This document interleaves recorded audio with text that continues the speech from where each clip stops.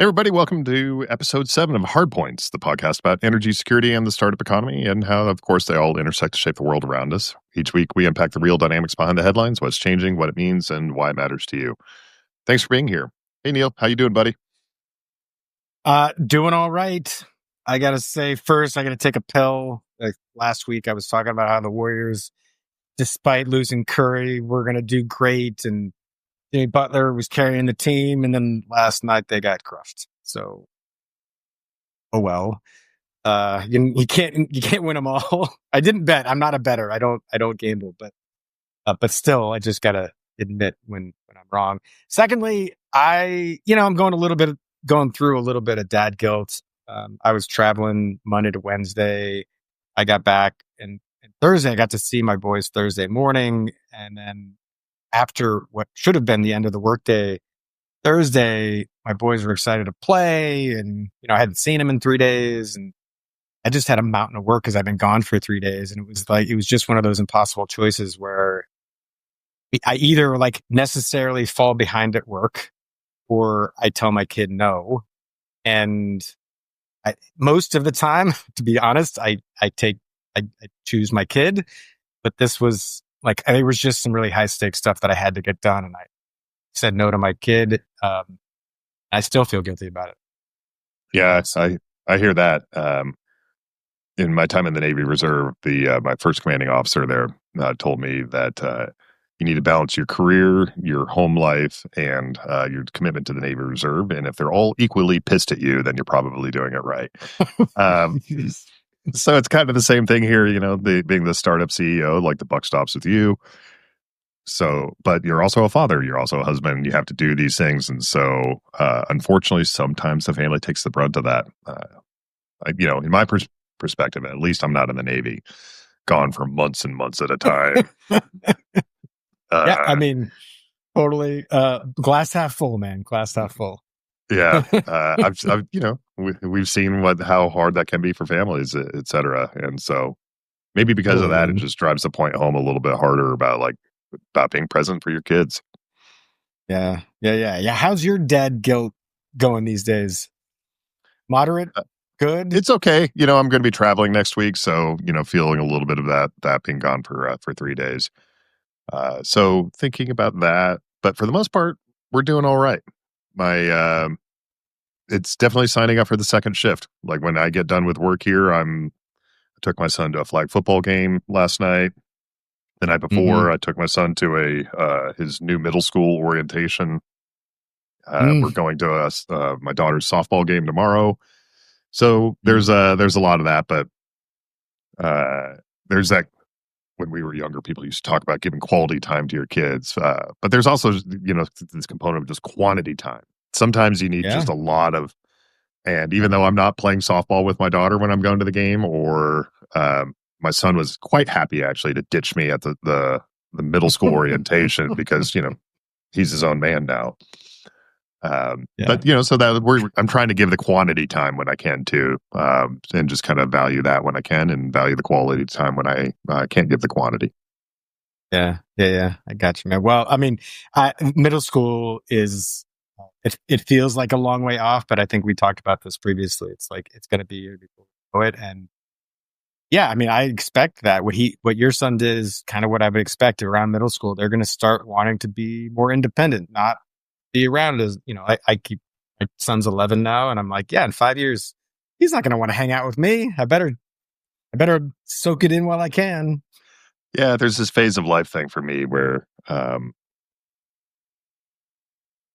I'm ready for him to be out of elementary school. And that's a weird thing to say. It's a little bittersweet, but I'm ready because the kid's outgrown elementary school.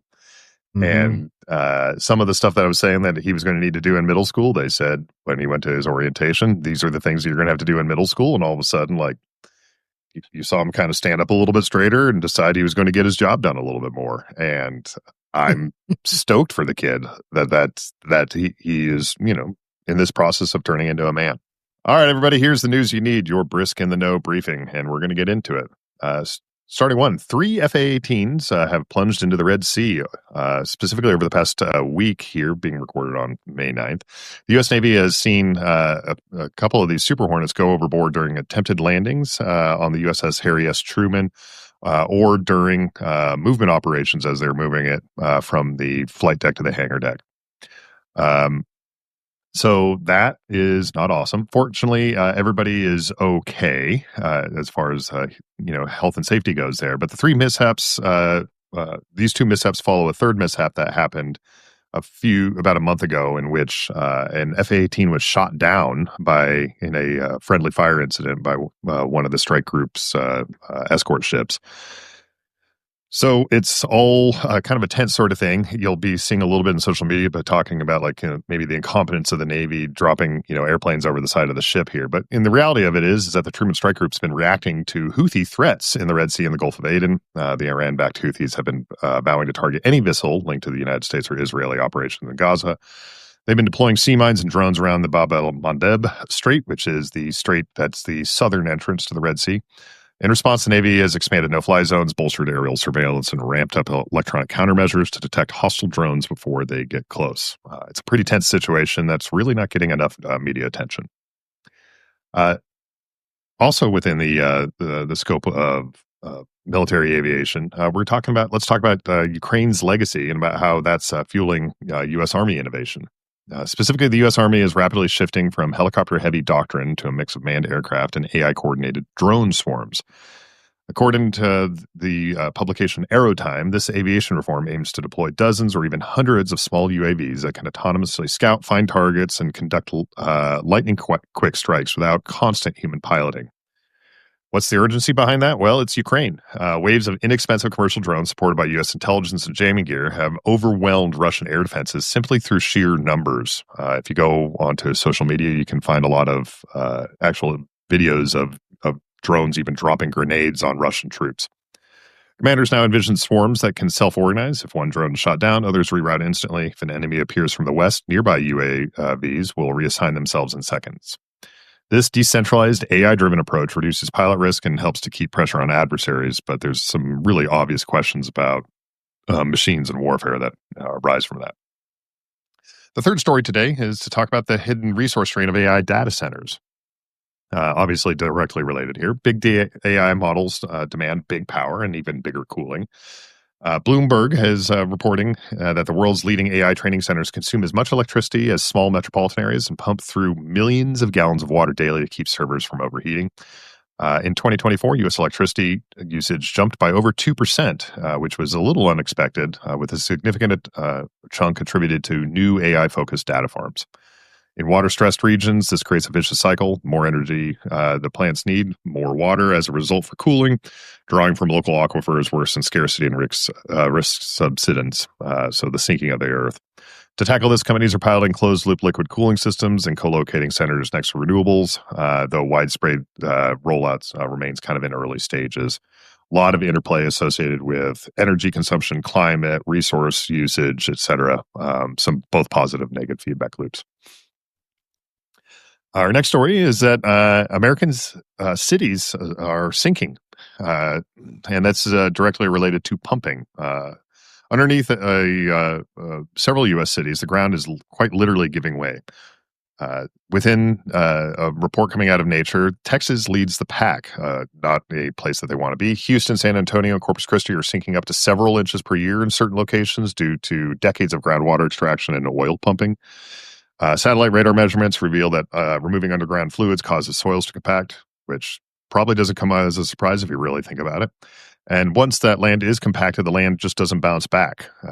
So the risk, that ends up in cracked roads, ruptured pipelines, weakened levees, and higher flood risk as elevation drops. To combat this, some aquifer districts are enforcing stricter pumping limits, while oil operators re-inject treated wastewater to prop up the pressure. Still, experts warn this subsidence reversal is a multi-decade endeavor. In the meantime, over 10,000 buildings in the San Antonio area and nearly 4,000 within Houston are in these high-risk areas. That wraps up today's News You Need. Thanks for tuning in. Stay sharp, stay informed, and we'll talk about it all next time. What do you think, Neil? I don't know, man. I'll start with the F-18s in in the Red Sea, etc. I mean, I will say, one, I get my hackles up a little bit with the armchair quarterbacking. And let me explain. I mean, look, the Navy's out there fighting. It's easy for us at home in our air conditioning with our cold beer watching a basketball game. Be like, how the hell did that happen? I'm like, well, dude, because they're at war. It may not be called a war. It may not be obvious because, as you said, it's underreported. But those fuckers are out there fighting, killing people. And this is related back to why we're so pissed off about the signal chat. It's like, dude, there are people putting their lives at risk every day. And it's too easy from the air conditioning to criticize. The second thing is, like, I'm actually kind of surprised this doesn't happen more, meaning like the jet that fell off the aircraft carrier, like, a little bit tongue in cheek here, but I'm just kind of a little bit surprised it doesn't happen more. Aircraft carrier decks are really complicated places with a lot of moving parts. And you got 18 to 22-year-olds up there doing the thing every day and usually really safely. And in this case, there was an evasive maneuver and there was probably chaos in the middle of the fight. And yeah, a bad thing happened. I just want to give credit to where credit's due. Those sailors up there do an amazing job every day. And we got to acknowledge that. Certainly learn from this and not let it happen again. But let's start with 364 and a half days out of the year. This doesn't happen. And that's amazing. Yeah, there's a quote from George Will that I've always loved here. George Will's a kind of a famous columnist. And the quote is, quote, most of us, most of the time, live in blissful ignorance of what a small, elite, or heroic group of Americans are doing for us night and day. All over the globe, American sailors are doing something very dangerous. Somewhere around the world, young men and women are landing naval aircraft on the pitching decks of aircraft carriers, living on the edge of danger so the rest of us need not think about it, let alone experience danger. And he goes on to, to talk about it in the quote about, like, the appreciation that we should have, that, like, we don't even have to think about this, that there are these people that are out doing this work, so you don't even have to you don't even have to spare a thought. And so to that end, 100% of, like, I have very, very little tolerance for people that armchair quarterback this sort of stuff. The other thing it drives me to is I had actually my Wizzo, my backseater from my time when I was in Japan. He was actually the air bios on a different aircraft carrier that was out there before, and he and I had a conversation. He was talking about these guys were taking shots every night, and this is a little bit newer for the Navy because we've been able to kind of be a little bit more standoff in our stuff, and we've had some stuff, but the Red Sea is very tight water, and this is small, super small. So they're having to operate in a threat envelope nonstop. And that's got everybody on, like, hair trigger. That's why that plane got shot down, probably, even though it was a kind of a blue on blue. The reports were, I was actually teasing my brother-in-law, who's still active duty, about how he was going to have to write up a report about losing that one aircraft over the side during a movement operation, because he works at the Naval Safety Center. And he was saying, well, maybe not, because of the fact that, like, this actually is a potential loss due to enemy action. And so the idea that it was the ship, and there's plenty of reports out about this, so I'm not blowing his cover, but that the ship was maneuvering aggressively in order to make itself a hardened target. And so as the elevator was moving up and down between the flight deck and the hangar deck, that it wasn't secured, and that's what happened there. Obviously, there's some humans in the loop, but that was a detail I didn't know. I've heard all kinds of crazy stories, like there was actually a sailor in it, and he had to bail out at the last minute, so he didn't go overboard with the jet. Did you hear that? I had not heard that, but that would make sense during a movement associated with that. Actually, those two things actually probably go together. I don't know. Let me be clear. I know validation of that part of the story. I should also note that as a Marine, I was never officially stationed aboard an aircraft carrier. I did my training, 10 daytime traps with a T-45, and then 10 day and 10 night with a Hornet, and then never got put on a boat again. So I speak from limited experience. I will defer to your many more cats and traps and time on the aircraft carrier here. But Yeah, it's a chaotic place, right? There's so much stuff going on that deck, and it's orchestrated most of the time with flawlessly. Yeah. It's incredible, actually, a well working flight deck about like everybody just kind of knows their job and there's not a lot of talking. Hmm. Um, and so it's just really, really impressive. And like what we do on an aircraft carrier flight deck is in every other context is stupid. It's actually crazy. And I used to love when I would take like every so often we get like Air Force Exchange guys that would come out, and we would, I'd take them up onto the flight deck at night. And I'm holding onto their flow coat and dragging around the flight deck, and um, their eyes, like when you'd bring them back down below, like would be as big as dinner platters. They were just like, "What on earth?" And it's because like you taxi with your nose, you're taxiing around the flight deck, and there's a guy waving yellow wands at you in the dark, and you're right next to the edge of the flight deck, and if you screw up, you go over the side. But like, there's just not a lot of space. The other thing that you do here is that like you put your tail over water.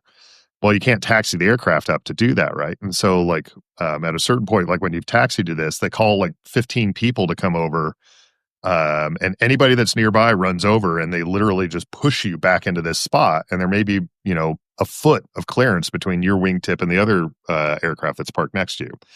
And on like, on a land-based airfield, you'd never ever do anything like that. The risk and the damage that would be, associated with that, like, no way. It's not worth it. But in the Yeah. context of naval aviation, it's a requirement of operating upon the ship. Yeah. And then, hey, fellas, don't push me too far back. Put just far back enough. Yeah. People really Yeah, normalize the risk, but it's a risk. And the fact that like, it's just, we don't hear stories of planes going over the side of the ship all the time is just a testament to how fucking good the American Navy is actually at doing aircraft based carrier aviation. Yeah. Let me also ask. I actually don't know the answer to this question either. How big is the Red Sea? I mean, how wide are we talking about in terms of total space?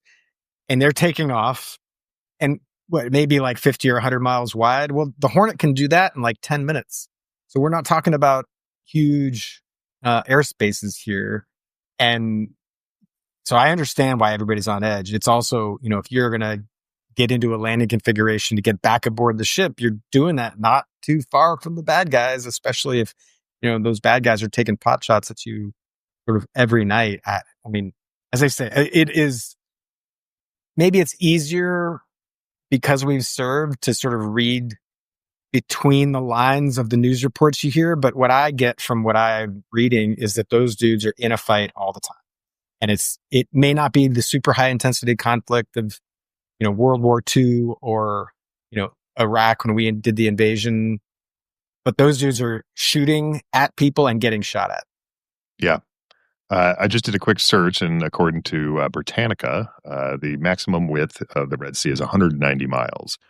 If you take out the 24 miles of land space, or excuse me, of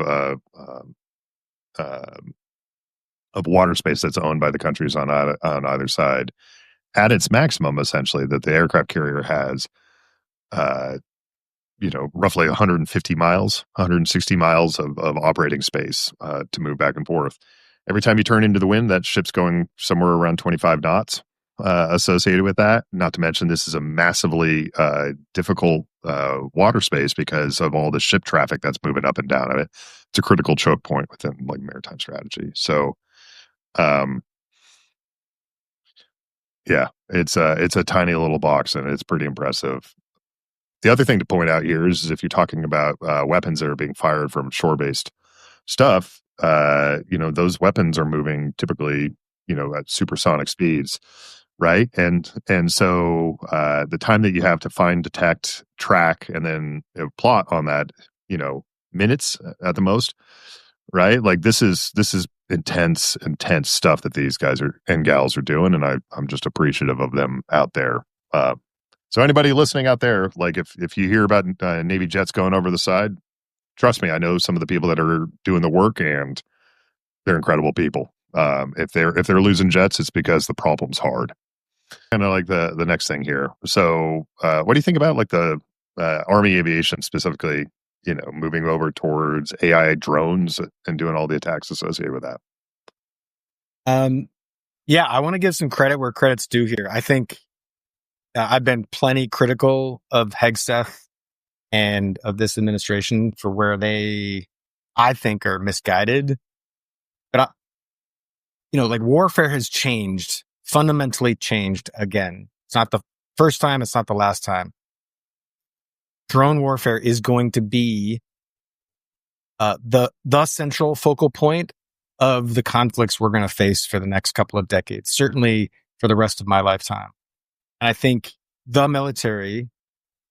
military is very slow to adapt new technology, especially technology that has some element of software to it. And drones are fundamentally going to be empowered by software. So we have a great company here in the US, Shield AI, founded by a Navy SEAL, I think he is. I was. Shield AI is creating the capability to do drone swarms, and with AI as a sort of fundamental underpinning of how it controls not just one drone, but many drones. And it's been really hard to get that into the hands of warfighters. Like, we're still working on how to bring that kind of technology into the fold. So look, if we're going to reorganize around drones, I support that. The inertia of the military is really hard to change. It's going to take some sort of bold action from the top that says this is how we're going to do it, because there are too many entrenched interests. The defense primes don't want to move. They're not set up to move. It's sort of a classic innovator's dilemma. So I support this. I think part of it is colored by my interaction with some of the Marines I served with. Ukraine kicked off early 2022. And as recently as a few months ago, I've been asking them, like, how, what drones are you training with? And their answer is, oh, we don't have any drones.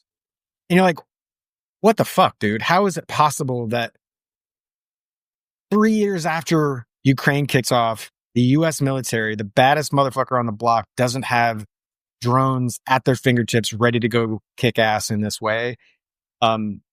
So yeah, man, I support it. This isn't the last step, but it's a good first step.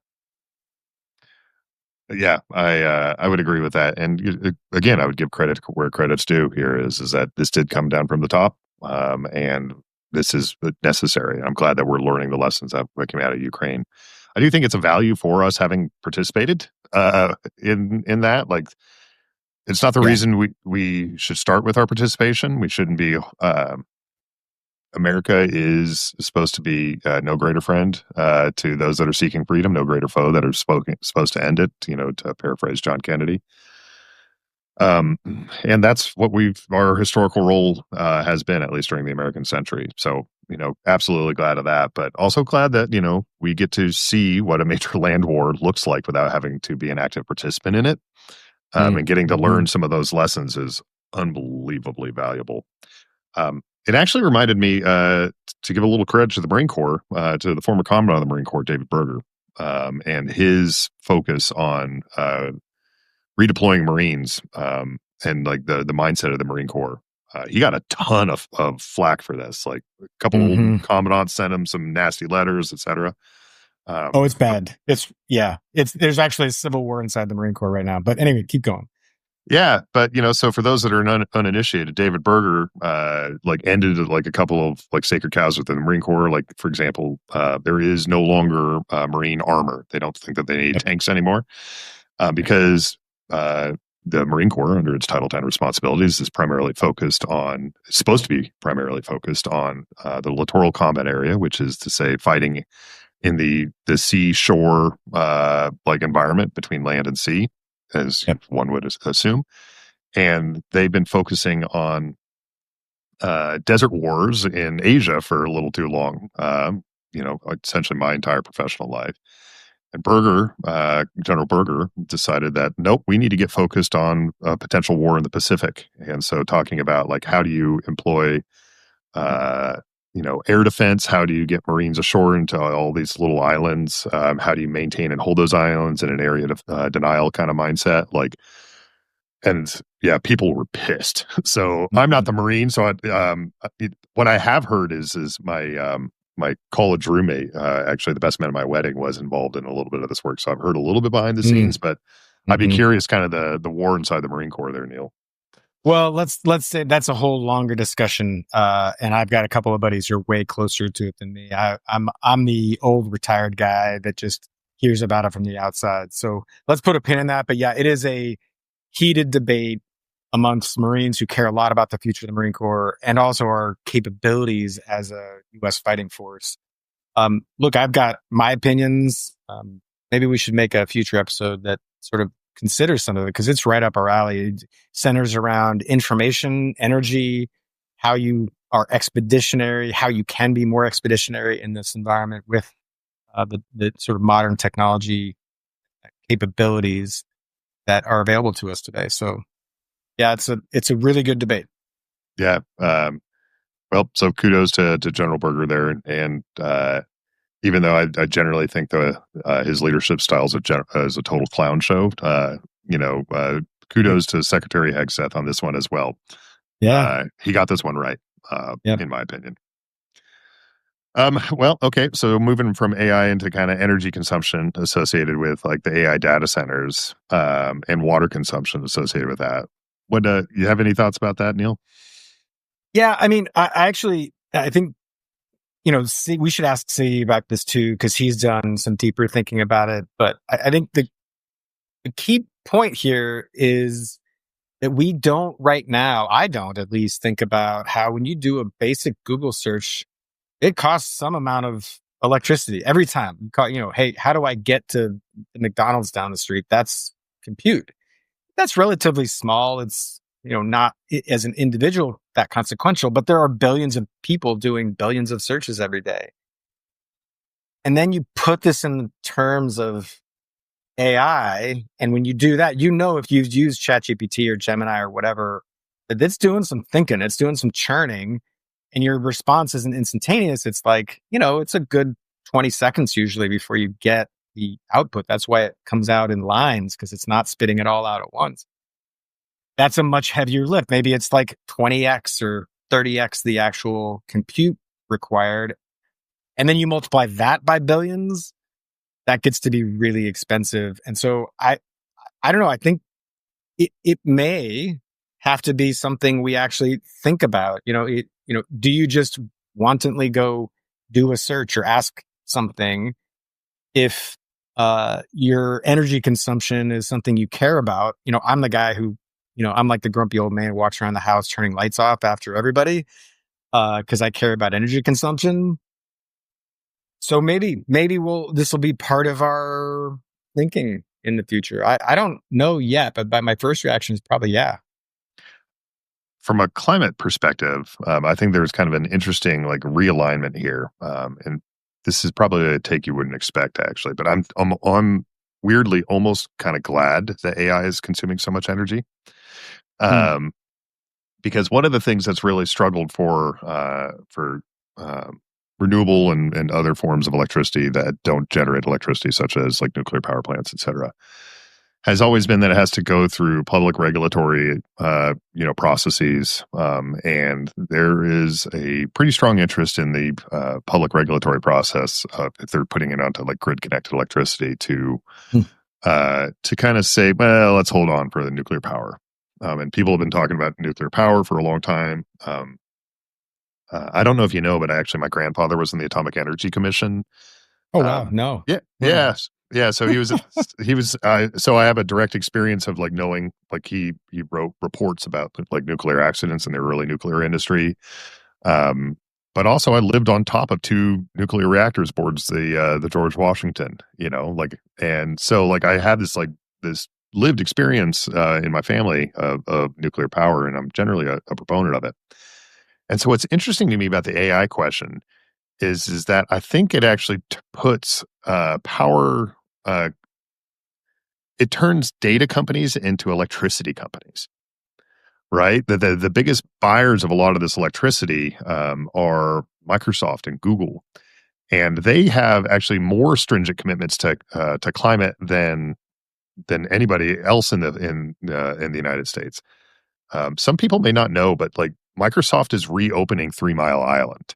like the famous nuclear site from the 70s, nuclear accident site from the, I think it was the late 70s.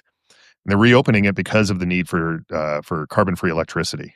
And so I think there's this potential to actually could really kickstart safe nuclear power. I think this could really kickstart like the idea of like the next evolution of carbon-free electricity within the United States. So this is super close to home for me right now because Heirloom could be a part of behind the meter data center energy infrastructure projects. We're in conversation with a couple of these developers who are building those kinds of projects. And so here's my understanding of it. It's exactly what you said. Let me add a little bit of timing flavor here, which is that those hyperscalers, Google, Amazon, whatever, they're balancing speed because they need more compute as fast as possible with their desire to be what they call low carbon intensity and have lower carbon intensity energy. And so here's the example that I have to go from. One developer I'm working with is just gone out to buy gas turbines. Those right now, by the way, are really expensive because everybody's doing the same thing. If you're going to build a behind the meter project, you can't do it with what they call intermittent sources alone. That's wind and solar that, solar only produces when the sun shines, etc.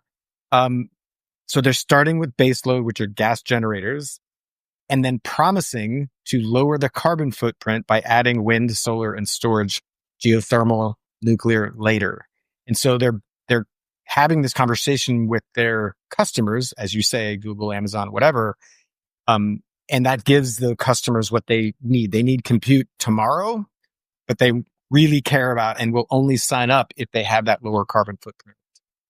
So we'll see how it actually plays out, but those are the deals that are on the table right now. Well, it's an exciting and an unknown future, as we'll find out.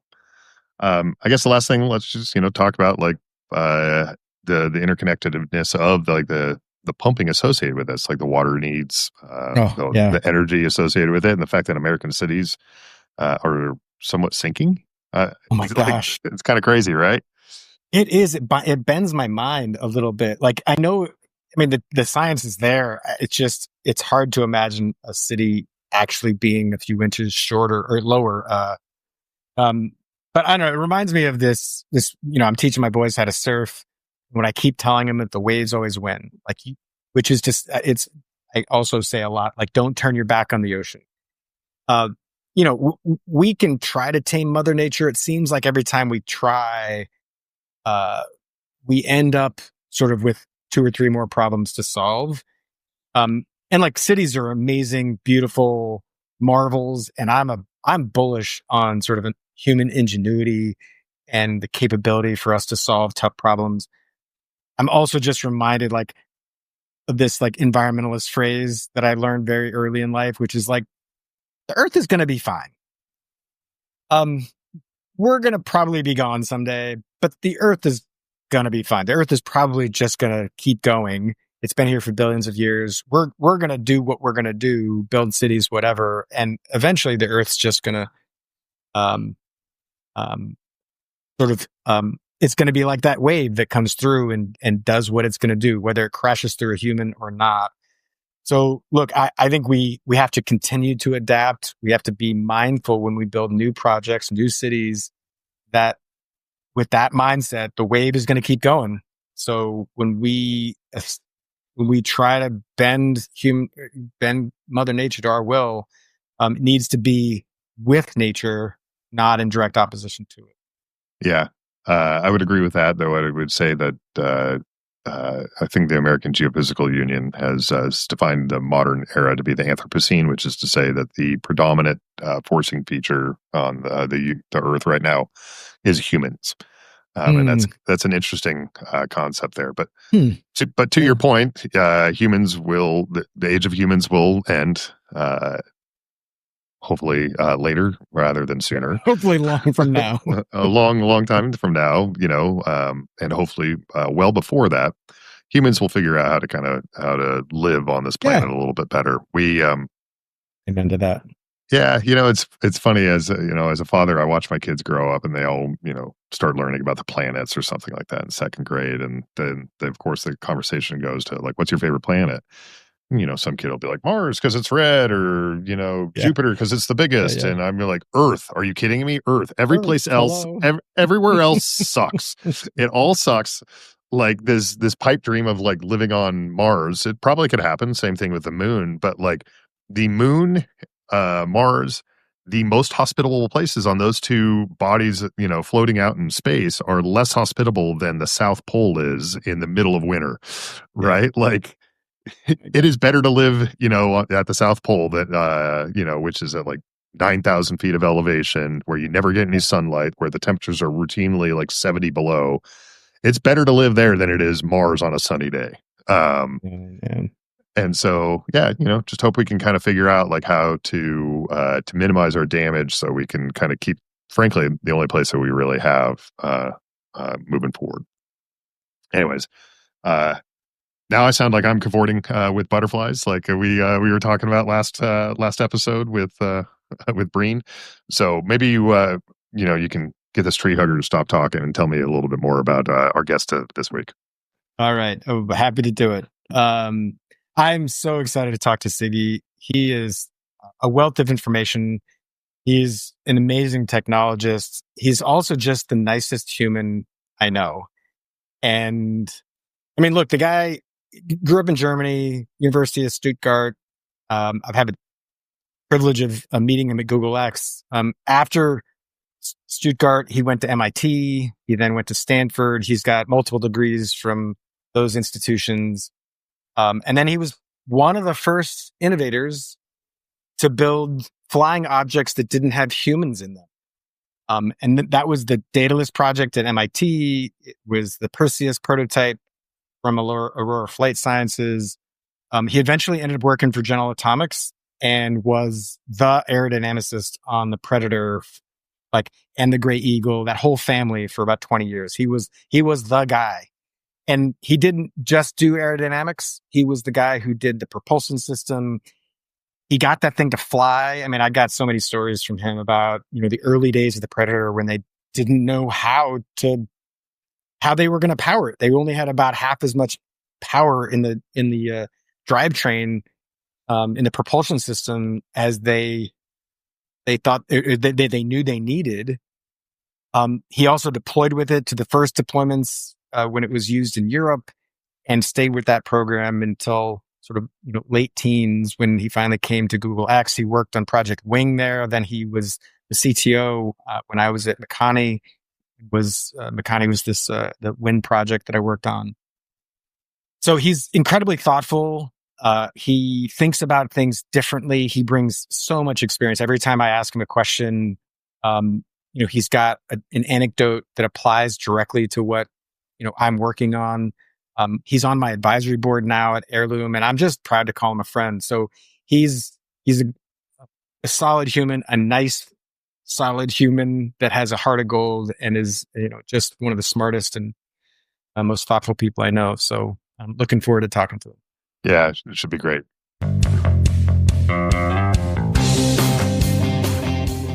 Siggy, welcome to the show. Hey, Neil. Thank you for having me. First, it's just always good to see you and hear you, and really appreciate you taking the time to hang out with us for a little bit. Our focus here is on energy, national security, and technology, and your career has been about bringing new tech to life. And so I'm really excited today to talk about how we do that. And, you've learned a ton over your career. A lot of it you try to share with me the best you can in conversations that we engage in on a pretty regular basis. But I'm hoping we can share with the audience today some of those experiences, and in particular, how we think about bringing technology into the hands of warfighters, but just in general, how we get technology from sort of inception into reality. So I wanted to start today by just sort of teeing you up with a pretty broad question around how do you think about that? Is it what are the things that when you're working on a new tech or advising? Now you do advising for early stage companies. what are the sort of high level things that you think are critical to bringing you new tech to life? Yeah. Thank you, Neil. I think, mostly I think about it as a giant puzzle every day. And although we tend to like talk about, like you said, the successes, all the things that actually worked, what's often actually much more important are all the things that didn't work. And I have those in the back of my head, and of course you don't want to necessarily put too fine a point on that, but it's really I think in my mind for sure, uh, what sort of makes an enjoyable career is both sides of that medal, the successes as well as the failures, which I mean they're just outcomes. I actually have come to completely try to not use the word success or failure. It's just an outcome. It's stuff that happens. Sometimes it works as intended, sometimes it doesn't. And mostly we are responsible for those outcomes because in sort of a hubristic way we try to define success a priori and then you know fall on our swords, so to speak. I can 100% relate to that, because there are times when I sort of to myself, I sort of, my internal dialogue is around, I guess monologue as it would be, but it's sort Yeah. of like, there's no way this is going to work. It's definitely not going to work in this way in particular. So I really appreciate the sort of, it's about outcomes. Um, well, Yeah. go ahead. Go ahead. Well, I was going to say I also really appreciate some of the anecdotes you share, from your, from your earlier projects. Is there a specific moment in time when that sort of came to, be how you approached it? Was there a certain project or company? I mean, I have some. I need to keep this short anecdote. It kind of is important because it informed my entire posture sort of early in my career. And that was during my time building human powered airplanes at MIT. And I remember distinctly because I was at the time, I was putting a small data recorder on the human powered airplane to actually measure um, how the machine flew. And mostly in the context of analyzing flight dynamics and performance. So I very distinctly remember the data showing one picture and perception was another one, and perception was very strong, right? And I was like recording. I was doing flight tests on a daily basis, and I had lots of data that showed a very different picture. And there was this tension building, which eventually got resolved in an accident. The plane. In fact, it was the plane that we were supposed to fly in Greece in 3 months. It crashed. Nobody got hurt, but there was major damage to the airplane. And it turned out that at the root of this accident was a design deficiency that manifested itself in the flight dynamics picture that I'd recorded. And we were actually able to fix the issue relatively quickly, and got the plane rebuilt with a backup plane ready to go to Greece and continue the project. But that was really a very, very important uh, experience for me, in a sense that it really informed me. When like 30 years later, people talk about data-driven decision making and how important data is. For me, this was like, yes, that's how we Mm-hmm. do things. But it also We should speaks always look at to, the numbers. yeah, but it also speaks to sort of our assumptions, our expectations based on previous experience, maybe, or just a bias. I mean, It's absolutely, absolutely, yeah. sometimes hard to fight those things. And I'm sort of reminded of the experience. Mike's got more experience than this than I do, but behind the aircraft carrier, your seat of the pants is telling you that you're upside down, probably. But you got to pay attention to your instruments. Your instruments are not wrong. That's the data in this case. You got to fly the instruments. That's the only way you're going to get aboard That's safely. right. That's right. And in this case, it seems like the intuition was, or the popular opinion was one thing, and the data was showing something totally different. Yeah, no, and of course, Neil, this is as long as the instruments are trustworthy, right? And this was part of the thing I was struggling with. I was the new kid on the block, and everybody's like, "Yeah, you're measuring street numbers. It's like it's all okay. You're working on your project. That's fine." And this is part of this huge tension that you are mentioning in terms of we have all this information, what is trustworthy, what isn't, right? And I mean, this of course folds into everything in life, right? Mm-hmm. And certainly the digital sphere Mm-hmm. Yeah. model, makes it even murkier. It's like, what can you trust and what's real? However, for me, that was always like, I would say, how I always say trust and respect are the foundations of everything. And for me, trust in that sense has always been important to, like, yeah, check your sensors to make sure they're good. Mm-hmm. It's interesting. Yeah. As you talk about like what sensors to trust, for example, I've been married about 15 years. When I first got married to my wife, my wife's a doctor.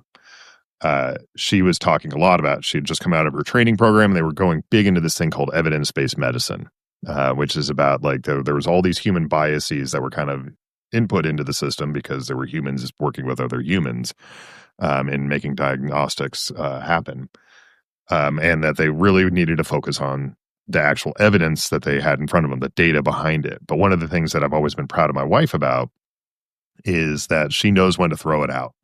She knows when to look at it and be like, oh, that person actually has a really high heart rate because they are nervous in hospitals, And so the evidence here is actually steering you the wrong direction because, again, so there's this tension between wanting to make sure that you're really using the right data to make the right decisions and you're kind of eliminating your biases, but also like when do you decide, nope, actually there's an important component to the human in the loop here. Like, could you talk a little bit about like how that fits into remotely piloted aircraft? Yeah, I mean, absolutely.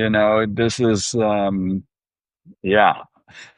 I mean, I guess I have another anecdote which relates to like, first endurance flight of a new vehicle. And, we had taken off at like 5 in the evening, just because it was kind of our protocol, on these like more than a day long flights. We would usually want to take off while it was still daylight. So in case if something goes wrong, we actually land in daylight. And was sort of a good thing to do. Anyhow, so we were flying. It got to like 2, 3 in the morning, and a good friend of mine, who was responsible for the fuel system design on this particular vehicle, was like, "Hey, Ziggy, I'm getting tired. I'm going to go home and go to bed." And I looked at him and said, like, "No way. You're not you're not going to go to bed until we land." And anyhow, that's there's cots in the back. Just take a nap, but don't leave the premises. And uh, as it were, like probably at 4 or 5 in the morning, we noticed one of the ailerons became saturated. Like we were flying straight, but like the aileron was full up on that side. And like, wow, what's going on here? And it actually got so bad that we couldn't turn in one direction because we were totally biased in role. You weren't an And turner. yeah, exactly. And they're like, wow, what's going on here? What's going on? And it turned out that we had a fuel system malfunction. And despite what we thought were sourcing fuel from all locations, we didn't. And we had basically exhausted one wing tank completely, and the other one was totally full, which resulted in a huge rolling moment that the autopilot needed to compensate for. So, long story short, I had to wake up my friend, and for the remainder of the flight, he manually um, balanced managed the fuel on the airplane every 15 minutes. And so I was actually very happy that we diagnosed this problem sort of on the fly. Secondly, that the guy who knew more about the subsystem than anybody else was at hand to help.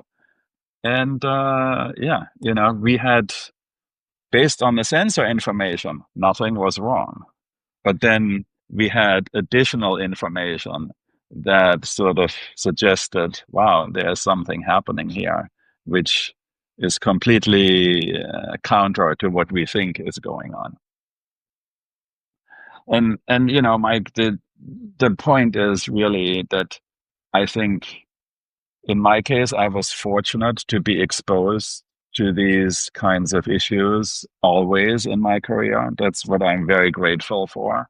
But I can tell you that I learn something more um, every week, every 2 weeks, right? It's a constant journey. It's never you're never done, especially when you're dealing with hardware. Sure. How does that fit into the development of artificial intelligence in remote aircraft? How does artificial intelligence develop the experience and the capacity to be like, oops, this is a funny signal? Yeah, I mean, I can't speak too much about that simply because this really has happened in the last couple of years, where I sort of um, pulled back a little bit from the sort of absolute hands-on. But I noticed, for instance, in my case, that this was something I needed to change. So as a result, I am actually very fortunate again to be working and advising a company in Europe who specifically designed as a software company, but they also build airplanes, and they operate every day in a theater in Ukraine. And their specialty is actually in AI-enabled payloads. So this is really a domain with huge potential, I would say. And for those unfamiliar, what is an AI-enabled payload? I'm not sure what you're saying with that. Yeah, sorry. And AI-enabled payloads are payloads, mostly optical payloads like cameras, in this case, that are designed around a AI chip. In this case, it's the NVIDIA Orin Jetson chipset, and all of the tools that NVIDIA provides, like AI Gym, to then use those capabilities. And Mike, I mean, again, this is something maybe I need to explain a little bit, but I would describe the advent of AI, especially in UAVs, in unmanned vehicles, similar to when I started in the UAV world in the late 80s, where we had embedded systems, software, coming into the domain, which, up to that point, like embedded systems, what's that? Nobody had a clue. And like, I remember it must have been 1990, we hired our first software engineer what we were thinking, oh, we're an airplane company. And here we hired a software engineer because we needed to. So, I see the intro of AI in a very similar way of how we had to embrace embedded systems, how we embraced embedded systems in the UAV world, and it was kind of a unique enabler of of that uh, of that domain, right? I mean, we we had no idea what we were doing, really. I mean, we were building airplanes. We knew about aero and stuff like that, but we had to figure out data links and and yeah, everything else uh, as we went along.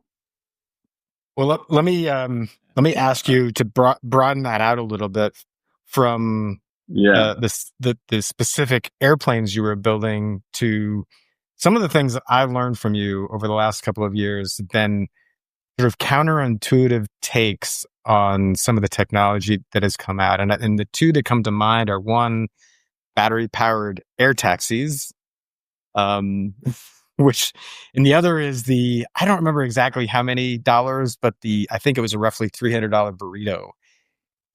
So we're really excited about new technology coming to market. right. We see the immense capability of, delivering with a drone from, we order a burrito on our phone and it shows up at our house 10 minutes later. We're also really Yeah, excited or about in case if you live in Dublin, it's 2 minutes later. yeah, right. We're also really excited about the idea that we could take a air taxi from somewhere in our neighborhood to LAX, right? And then get on an international flight somewhere. I'm sort of curious, where your thinking is now. I mean, I've heard some of this from you before, but how those new technologies come to market, whether or not they make sense. Are we approaching those technologies in the right way? Right. Yeah, I mean, you said it right there. Come to market, right?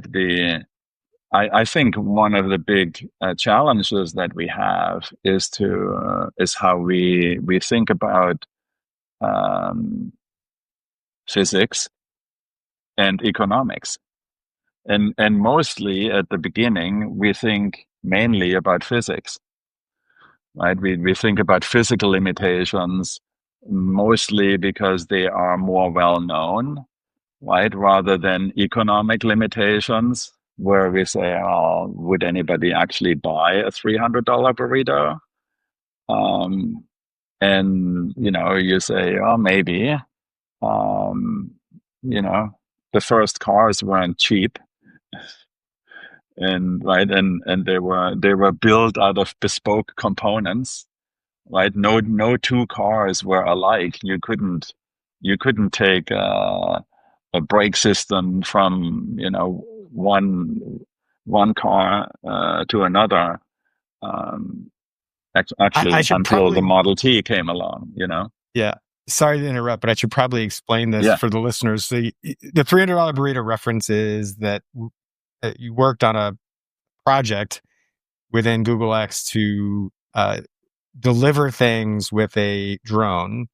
And it made sense correct, in the correct. surface, right? You could avoid all the Yes, traffic. absolutely. All of that was true. But then you did a little math. And at the end of the day, all of the setup and background logistics of that delivery made that burrito really, really expensive. So That's it may right. take That's right. a little bit more explanation than that, but that was my basic Yeah, no, understanding. that's absolutely right. And Neil, I think in this context, actually, I want to say, like, the discovery of the method was more important than the answer, right? Because like, building up a cost model that said, oh, this costs so and so much to deliver, actually illuminated which steps in the operation are the most costly ones. And that provided a sort of focus that would inform us as like, wow, is an expensive drone the culprit here, or is it something else? Is it anyhow? Is it the human element in the operation? Of course, the answer is yes. Right? If we can take that out, which is another kind of thread throughout my career. Right? I was always focused on ultimately automated system, which is why it was kind of a circuitous route I took. But in the end, like things like drone delivery, after we had automated a lot of systems on UAVs, like takeoffs and landings and missions and things of that nature, right? Now you think about the the next sort of logical progression would be delivery drones, right? Where you have vehicles that are small, that are inexpensive. You think about like a smartphone with wings, and that system would actually not work with human supervision, right? And although we and regulators think about this slightly differently, right? We, we always want humans in there because we think they're the most trustworthy element. Right. That's not always the case, right? Not always. And actually, this ties back with Mike's previous point about, Yeah. having some judgment, which is what I'm driving at here is that there's the physical and then the economic. And I think what you brought to that exploration was a real world understanding in order to be able to model the economics accurately, and sort of Silicon Valley style tech innovation, can be a little pie in the sky, can be optimistic. And by nature, innovation, you have to have a sort of optimistic You have to have that mindset. Yeah. But also then at some point you have to interject reality, which is there's got to be a human that does this step. There's got to be some infrastructure behind, how does the drone get its energy? How do the batteries get recharged? Who's doing That's that? right. Where does the electricity come from? How much does that cost? Et cetera. So that's kind of where I'm saying is like there's some human experience and judgment then to really understand the full economic picture. Yeah, absolutely. And again, tying back to Mike's question about AI, in some ways, that is the thing that I'm most uncomfortable with right now is how well does AI address the sort of human element, good or bad, right? We often like do the right things for the wrong reasons, right? This is interesting part, and then I also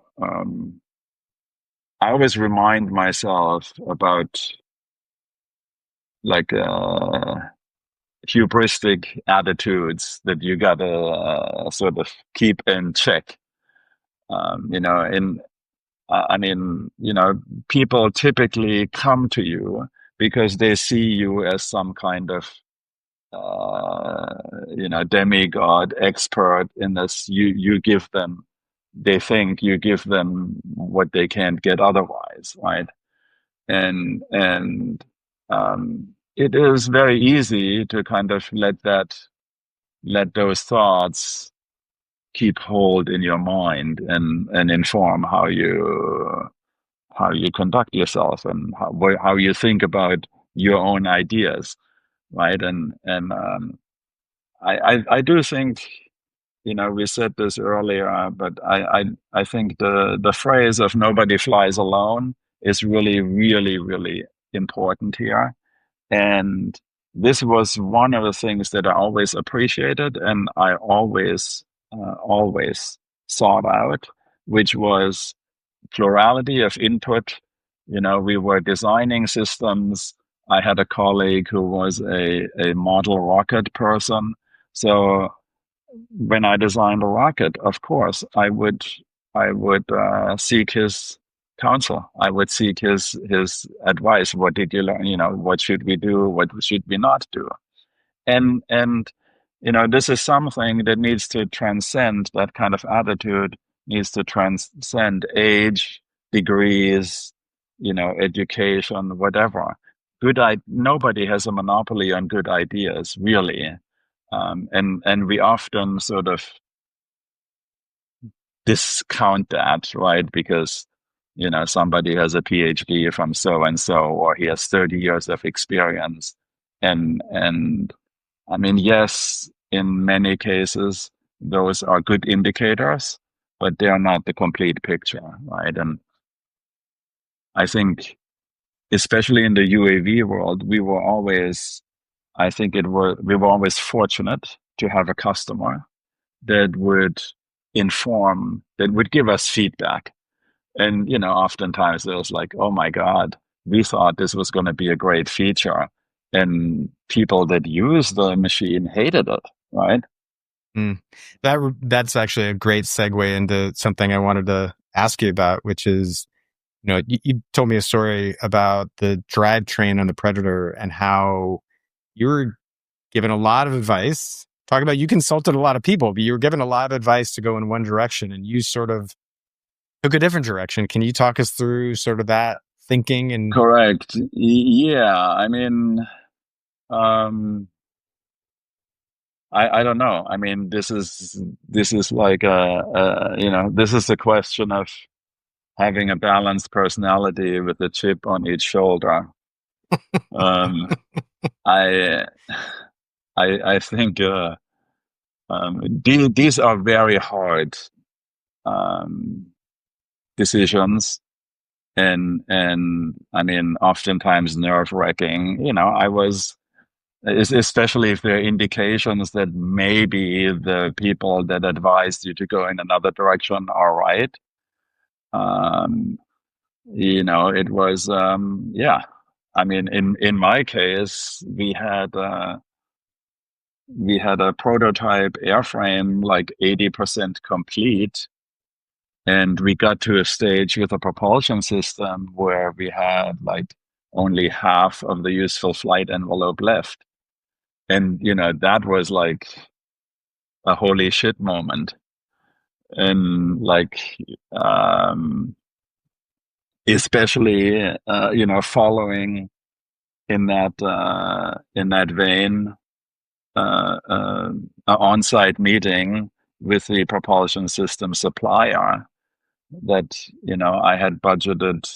This was supposed to be 3 days, and we basically were at a point just before lunch on the first day where there was sort of hard physical boundaries, not much more to talk about. And, I had to think about, oh, I may be rescheduling my flight. Yet I said, hey, let's go have lunch and let things percolate. And, we have a saying in German, and I can translate it, that we don't eat the soup as hot as we cook it. So um, I hope that you understand that. I think it makes You sense. know, Yeah, yeah. cool heads will prevail would be another one. Maybe Mm. more American style. So anyhow, So it was like we let things sink in, and in the end, it was humans cooperating as a team that we were able to unlock key technological breakthroughs that were actually in the end not that expensive and not time consuming. And I mean, I don't want to say, um, you know, perseverance is a good thing unless it turns into like sunk cost, or you kind Mhm. of fall in Fine. love with your solution, right? Fine. This Mm. is a very, very difficult thing to it's probably the most difficult thing to convey to somebody. When do you fold and when do you hold? Mm. It's Yeah. It's a very, very difficult thing. Mike, you probably had experiences like that, right? And it's constant in the startup world. You have, limited resources. You have infinite opportunities in front of you. You have to decide what's the thing to go after, and then you have to, when you go after the thing, you're going to find that almost everybody's going to tell you that you're stupid, or that you're wrong, or that your idea doesn't have much merit. And the difficulty between being great at this and being bad at this is a very fine line, because you have to have the vision enough to believe in yourself to make that step. But at the same time, you also have to be open to the experiences of people that have been this path before. So yeah, it's very tricky. It's actually one of the things I kind of want to pull on with this thread here, Siggy, is you talked about that, like, no individual has like a corner on good ideas. But a lot of times what in our modern world, what this has turned into is that, like, everybody's ideas have equal weight, which is flat wrong. Right. It's kind of the death of competence, if you will. Um, and too often, like, on one side of the equation, people, and you've said this, is that they equate competence with credentials, which is not true. The PhD is a human being, and human beings are wrong, even well trained ones. But but at the same time, that doesn't mean that the PhD is worth nothing, right? That PhD has experience and expertise in that. It's like, how do you sort through this, especially in the age of AI, between the differentiating credentialing and competence, and how this is going to move into the artificial intelligence world? Yeah, right. I think, yeah, that's a very good question, Mike. And I think I don't want to even pretend to have a good answer. I would simply say, to me, when I say trust and respect, I also kind of in that same pot, to me, belongs the ability to think critically.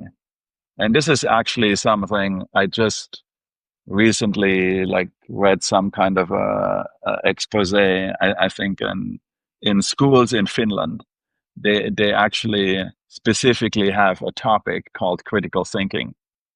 Um, and the exercises they're going through is they're doing web searches and getting the information, and then the teachers like tells the students how do you determine which part of that information is trustworthy or is good, is right, if if it were, I mean, simple queries like what is 3 plus 2, there's a right and wrong answer, but those are like trivial cases, Yeah, right? most um most of the world's shades of gray. yeah, exactly. And I think, this is also one of the things that I I'm very concerned about, especially in the digital domain, is what I see an erosion in critical thinking, right? Because I think it has obviously many possible flavors, but I think I don't want to put too fine a point on it, but in some ways, we're living through it right now.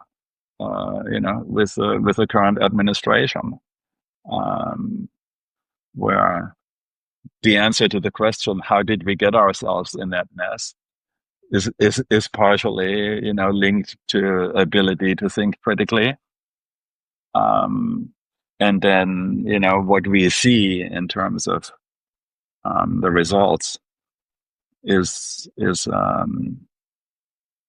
kind of, yeah, disturbing in some cases. In other cases, just wrong. Um, and so the ability to think critically, I would say, is like, that's one of the things, kind of like a uh, you know test case for AI. And of course, I'm always, since I keep in touch and have a lot of colleagues that still work in that field actively.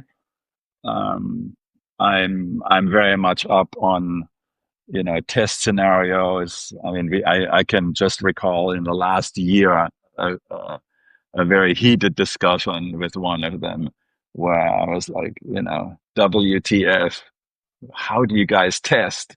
And that led into actually a very productive exchange of like, these are some test protocols and everything we try to enforce, but there's still a long ways to go. Yeah. Right. That's one of the things in AI for me that I've been, as the AI revolution as it's come about here is and vis-a-vis critical thinking is how much it's illustrated how few humans actually did critically think. Because effectively AI is just probabilistic, like repeating what you've known. And so if you have access to all of the knowledge of the human species, then you can come up with a probabilistic, like this is what the likely answer is, and that's how AI effectively works. But that's a very different thing than critical thinking, which is being able to kind of actually reason through it in a more than probabilistic way. Exactly. That's exactly right. And then exactly. And when you say reason through it, now we're also talking about, I think, important attributes like speed and resource use, right? Yeah. And this is why I think, when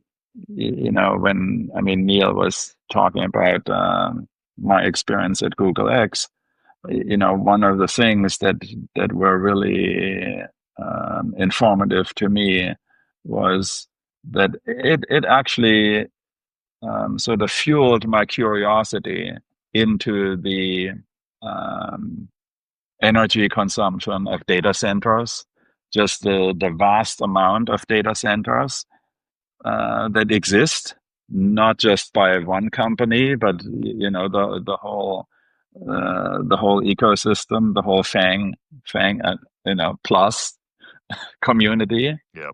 Facebook, Amazon, Netflix, Yeah, Google. yeah.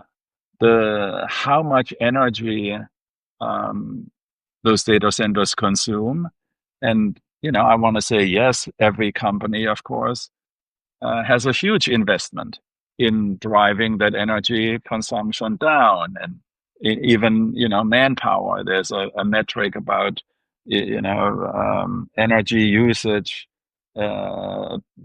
plus people power, per search, or and there are rational metrics that the industry has to quantify and then drive the results in a certain direction.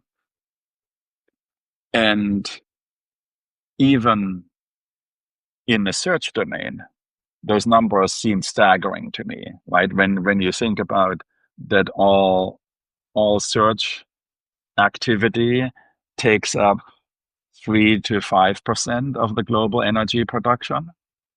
And this was before AI. And now you're putting AI on top of that, right? And it's a funny thing that is, because when you do a search, it's not like an exchange of goods in a shop where you take something off the shelf, you pay, you get a receipt. This thing costs $3 or cost $1, right? It's you do a search and you get the result. You don't immediately see the total cost of the transaction. And this is one of the reasons why I was really it gave me hope that somebody like Eric Schmidt recently testified in front of the U.S. Senate about the extraordinarily high burden of energy on AI. Yeah. Have you ever read Homo Deus, Siggy? By No, I have not. So in that book, it's by an author named Harari, I believe is his name. And he talks about like how that there's this spread of consciousness that the human consciousness like exists somewhere in between our animal past and our animal relatives and in our potential future digital future personas essentially. And so as you were talking, and this might be a little out there, but as you were talking about the idea of like the consumption of energy associated in the quest for knowledge, it reminds me a lot of the human brain and the fact that like the human brain consumes an enormous amount of resources compared to our body mass versus other things. And so it just makes me wonder, like, is this our future? Are we destined to consume more and more resources in the quest for interconnected intelligence? Yeah, I mean, if past performance is an indicator, I would say, we have to be careful. I think, this certainly also feeds into the question of when is enough enough, right? When do we have enough stuff, uh, and does that actually contribute to individual happiness? Um, I'm very fortunate to sort of have gone through the complete arc, complete trajectory of accumulating stuff and now divesting myself of stuff. Mostly because of an experience that was unfortunately informed or very late in my life. It always happens. It's the natural course of things. You have to deal with the death of parents, and then have the job of what do you do with all the things they left behind. And I don't want to go into a great detail, but I just want to say, like, this was a formative experience as well. Painful and joyful. I mean, everything, but it definitely is a worthwhile perspective, I would say. So. At the same time, I would say we don't want to limit our quest for knowledge, right? And Mike, maybe there's another thing here that I always need to remind myself of, or possibly remind others of, which is that, the quest of knowledge, there's an important element, which is curiosity. So we need to learn to maybe funnel our curiosity or satisfy our curiosity in other ways. Right? We sort of have go-to things, and I think that's human. And so, I would say, above all, what we should not lose and what we should always encourage is curiosity. But we need to teach maybe better ways how to actually satisfy, how to fuel that curiosity, and how to make that curiosity, whatever results from that curiosity, less costly for ourselves and the planet. I think that's directly tied back to something we were talking about at the beginning, right? Which is there's no success or failure, just outcomes. Yeah, exactly. And we need to be mindful of, how we achieve these outcomes. And oftentimes, I mean, in UAVs, right, we talk about reducing the logistics footprint, but we don't necessarily think about ourselves as an entity that has a logistics footprint that we know of, right? And we say, hey, we need to minimize that, right? In fact, we tend to maximize it. Yeah. So let me, we're kind of wrapping up here, but I want to bring you back to this sort of national security aspect here. We cover energy, national security, tech, and in your world, your career is really interwoven all three of those topics. And I'll put you a little bit on the spot here. Apologies ahead of time for this, but look, we're in a moment here where warfare has changed again, right? I sort of flippantly say that this began back in ancient times when somebody had a 2-foot sword, and then the next guy created a 3-foot sword, and we've been in a cat and mouse game ever since. And we just crossed another precipice of that cat and mouse game where, prior to February 2022, we had one vision of how we were going to fight. And after Ukraine and the way the drones have been implemented there, the face of battle has totally changed again. And it's not the last time it'll change. It's just the next step in an evolution. But given your background, what you've brought to life, technologically speaking, and what you're still working on, how do you perceive that? Where are we now, and how do you think about the coming years? Yeah, that's an excellent question, and yeah, I always I hope that I will never lose my desire to learn new things, expose myself to new situations, especially when it's uncomfortable. I didn't want to do this podcast. I was definitely averse to it. And, when I got contacted by some venture capitalists in Europe about doing technical due diligence on a European company, initially I didn't want to do it. I said, I was done with that, and thankfully they convinced me to do it.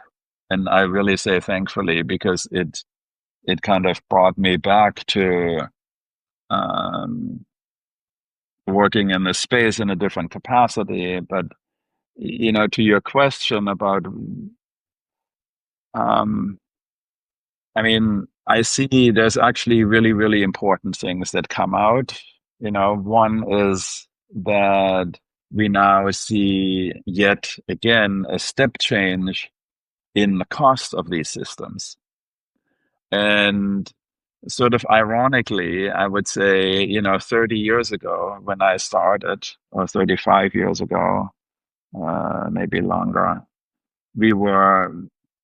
I was motivated by using these systems for the advancement of atmospheric science, data generation, and things like that. And now we're actually, in fact, there's a company that I'm working with in Europe. One of their specific trajectories is information as a service, and the fact that this information now can be had in much more economically, specifically with, most of the revenue right now is generated at the battlefield in Ukraine. Most of the effort is expended there. However, a path to existence beyond, every conflict ends, thankfully. And then having the technology ready to transition into other use cases, like the data collection around extreme weather events, right? Supporting, which again, right, we see those kinds of things more and more frequently, right? And also the cost of mitigating, fixing the aftermath of extreme weather events has skyrocketed just in the last 3-4 years, right? Up to the point where, like in California, it's now really hard to insure a home. So, to me, that is sort of um,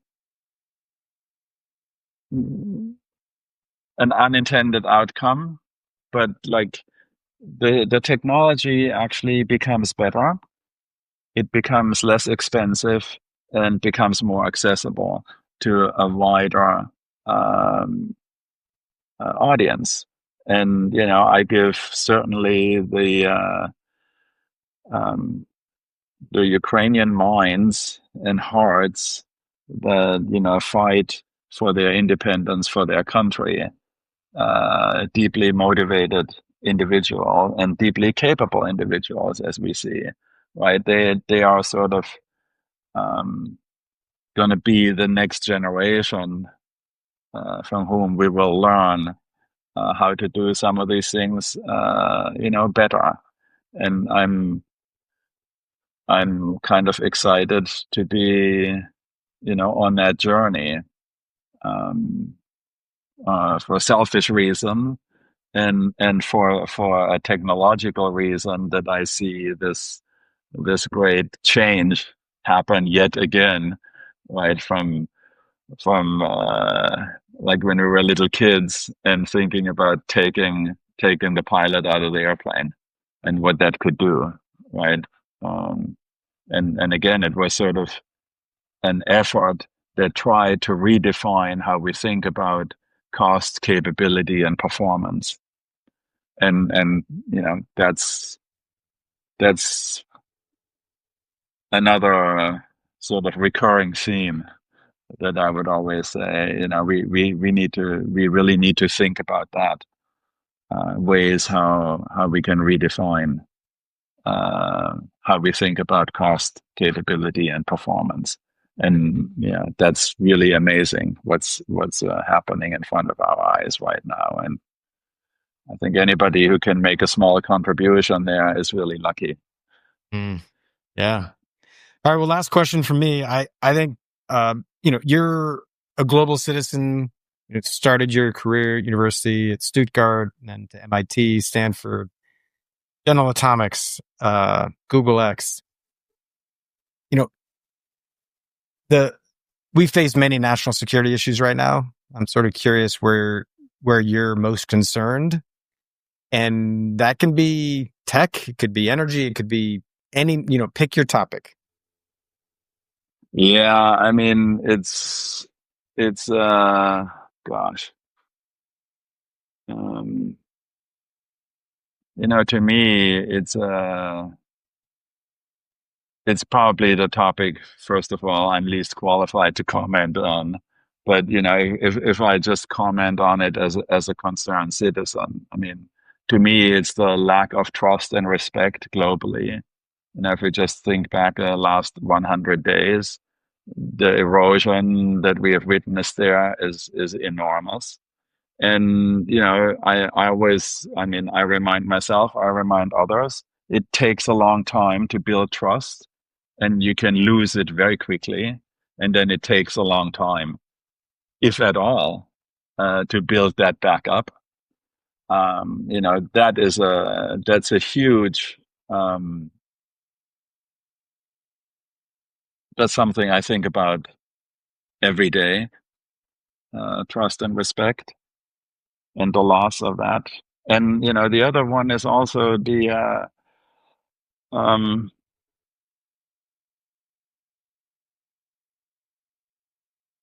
the normalization of incompetence, and I think the normalization of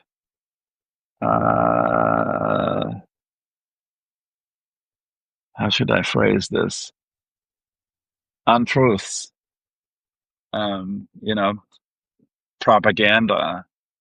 That is very concerning, and how the digital domain, like we talked about, in terms of in social media, enables that, and I'm sure it's a totally unintended consequence of the tool, right? It wasn't really developed with that in mind. So for me personally, those are kind of the highlights, and some of the things that I don't want to say grateful, but I note that some of the developments that happen around us, again, in some ways fuel my curiosity. So, I have spent time. I got busy to think about stuff like, um, how different is it to run a government versus to run a for-profit company? And I think the follies we make by saying, "Hey, this government should be run like a for-profit company," and in some ways, I think nothing is further from helpful, right? I'd be curious how you guys think about that, especially like, the function of government, when I think about stability and predictability, and then we have a situation where stability is like non-existent. Yeah, this is the folly of the Doge effort, in my opinion. You touched on it directly. It's, if Elon wants to go into a private company and fire most of the employees, and then, his model is just like see what breaks and then hire back if you need to. That makes a ton of sense. I actually think he's revolutionary in that way, and I give him a lot of respect for the entrepreneurial things he's done, and also I wouldn't do it that way, honestly. I feel like it's a little inhumane, but I understand the premise and the effectiveness of it at the private company level. But a government is hard to set up and operate. Its end user is the taxpayer. Timelines are just longer and the consequences are greater.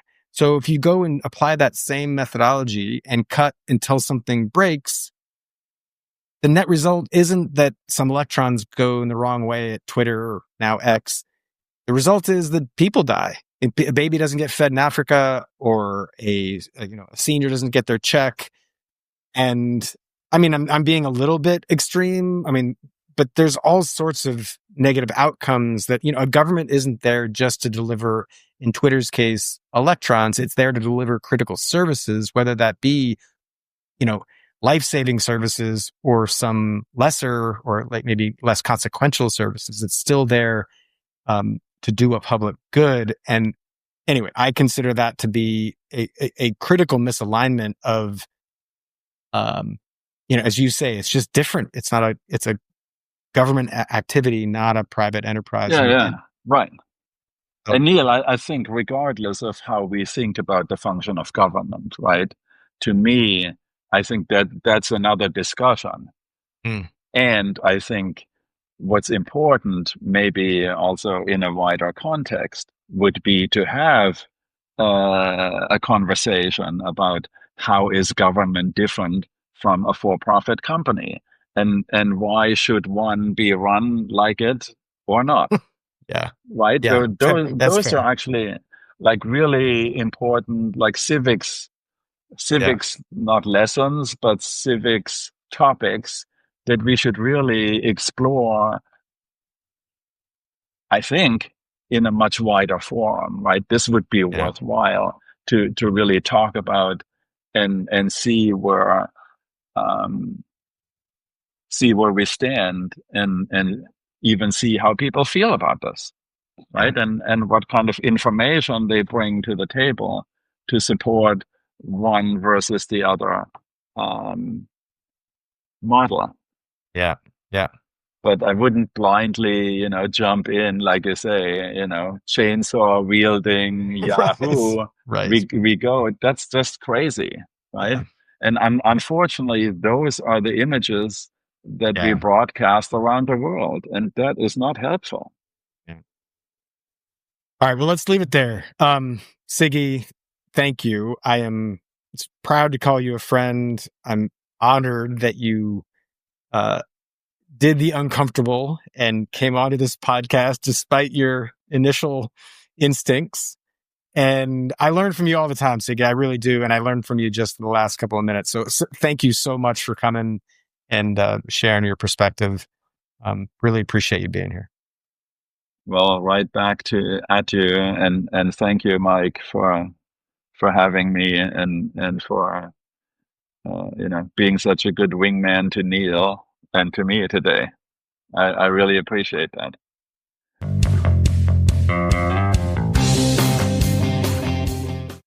Well, Neil, I really enjoyed that meeting Ziggy there. It's like 10-pound brain, really smart guy. The thing that I think it's fascinating. I'm actually, I really want to learn more and more about like the kind of this intersection about like what does it mean to have intelligence?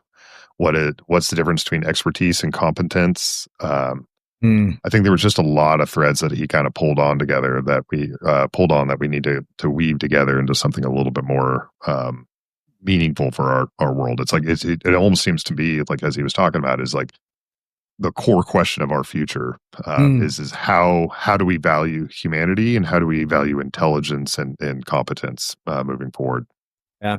I mean, he's really thoughtful about that. I was trying to get him to dive deeper into the math he's done on air taxis, and I sort of joked about the $300 burrito, but maybe we can invite him back and he'll explain those things in greater detail. Because again, they're counterintuitive. They go right to this question about expertise and sort of how we sort of flow into technology development with certain assumptions, and sometimes the obvious is not so obvious. Yeah, here. Well, we're at the time of the show where we talk about our goods, bads, and others. Looking forward to the week. So, why don't you tell me what you're thinking about there, Neil? Yeah, this week my good is that I have made some progress. I'm working out more. I think I mentioned a couple weeks ago. I came back from vacation and kind of looked in the mirror. I'm like, wow, I have let myself go a little bit. So, that's I want to try to celebrate the win there. That I actually have dedicated some time to working out and eating better. My bad is, I don't know if you all have looked into the Newark air traffic control situation, but that they lost radar and radio comms. As a pilot, I can just imagine being in the cockpit, getting ready to turn final for landing and looking at 3 other airplanes in the sky. And then all of a sudden my air traffic controller just goes radio silent. And like the pucker factor was probably sky high in those moments. It was only down for a minute or two, but that's a long time when you're flying at 150 knots and you got, 150 people behind you. That's bad, and we got to fix that. Yeah. Newark's the part of the New York Class Bravo airspace. It's the most densely trafficked, airspace in the whole country. Lot of airplanes there. Yeah. And my other is like this massive reorg of the DoD. It's sort of related to this. Are we really gonna combine, Army Futures Command and this other organization that's sort of loosely affiliated with it? I mean, I think we are. I'm a fan, as I said before, of bold moves here on the UAV front, but also there's a lot of lessons learned that got baked into the military organization that we have. And, I'll also harken back to something Siggy said about like, there's a difference between private sector companies and government. I'm, I'll think positive, glass half full. Like, it's probably about time for a shakeup of the DoD org structure. But also, let's not forget that some of those organizations were built with, learning through lots of experience, and some of those things are written in blood. So it's an other for me because I'm sort of cautiously optimistic, but I want to proceed with some caution. Make sure we don't totally screw something up that's hard to fix. When, this is also to Siggy's point, when there are lives at stake. Yeah. I think that's an important thing to keep an eye on there. And I think of like an engineer, there's always this trade-off between agility and stability, how dynamic things are. And, you can dial, if that dial goes from 1 to 10, maybe it's worth moving it from, a 4 on the stability scale to, or on the agility scale to a 7.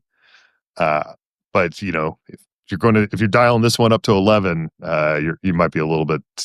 There might be some consequences we don't want out of that. So we'll see about that. For me, my good is I'm just really excited to watch my daughter's softball game tomorrow. She kept playing baseball for a long time. She was the only girl on her team for a long time. A lot of her friends, she's kind of a tomboy. She hangs out with a lot of boys. But it's nice for her in athletics to find other girls that are like her to go out and play like that. And so it's been fun to kind of watch her. There's also this maturation component too. She's got like her first like real uniform with the right pants and the cleats and the whole shooting match. So all of a sudden she's no longer my little girl. But it's still a good thing. The bad that I've got to talk about this week is that Colorado, we got some rain down here in Denver the other day that dumped a good bit of snow up top, but it's been a bad snowpack year for us. And part of that is it's just gotten so hot so quickly and it's melting pretty quickly. And that's not just a Colorado thing. Colorado's considered a headwaters state. It's pretty much the headwater state for most of the country. Totally. Pretty much if you're anywhere between New Orleans and San Diego, then you are dealing with water out of Colorado. 100%. Where does Vegas get its water? Exactly. And so this should concern everybody because if that water is coming down the hill, we didn't have a big enough snowpack and it's melting out pretty fast. It's going to have a lot of problems for like wildfires here in Colorado, which really concerns me based on my background, of course, and the fact that I'm local and I don't want to choke on the smoke or see the places I love destroyed. But in the broader sense, like this affects us all. So we'll have to keep an eye on that, unfortunately. And then the thing that I'm interested in keeping an eye on is to see that open letter that I published, what impact it had. Recording this today on May 9th, I was interviewed by a digital media outfit called the Baltimore Banner, and that published today. So about the academic independence of military training, specifically at the Naval Academy, and I think the interviewer gave me, the gentleman that wrote the article, Herzl. Did a fair job in the write up, so I feel like I was fairly interviewed. So I'm wondering to see if this is something that if this does change, right? I don't want to just do this in order to like get attention for myself, not my interest really at all. I want to see something different. I want to see a course correction happen, and I don't want this to fall out of the attention because of the outrage of the week, right? So I'm kind of curious to see where this all goes. I've got a few things in plan as well, but we'll talk about that another time. Cool, man. Yeah, good. Well, I think that's all we've got time for today, Neil. You want to give us a readout? Absolutely. All right. That's it for this episode of Hardpoints. Thanks for listening and for being part of the conversation around energy, national security, and the startup world. If you found today's episode useful or thought-provoking, make sure to follow us wherever you get your podcasts. And if you're feeling generous, share it on social media or send it to someone who'd appreciate it. Thank you again to Siggy for joining us. Hardpoints is produced by Jordan Garuso and brought to you by the Valor Media Network. We'll see you next week.